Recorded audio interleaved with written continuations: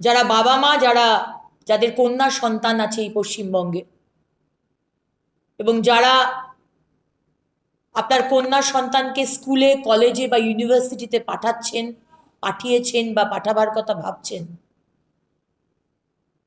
আমি আপনাদের কাছে আরেকজন নারী হিসেবে আর্জি রাখবো, হাত জোর করে। আজকে পশ্চিমবঙ্গের যে অবস্থা মমতা ব্যানার্জি করেছেন, আপনার মেয়েকে নাচ গান আবৃত্তি শেখাবার আগে মার্শাল আর্টসটা শেখান। আজকে যদি পশ্চিমবঙ্গের কলেজে গিয়ে যদি পড়াশুনো করতে হয়, যে লেভেলেই হোক, তাকে কুংফু, ক্যারাটে, এই ধরনের মার্শাল আর্ট শেখা দরকার, যাতে সে নিজের সুরক্ষাটা নিজে করতে পারে। এবং তার সাথে সাথে একটা পকেট নাইফ বা পেপার স্প্রে,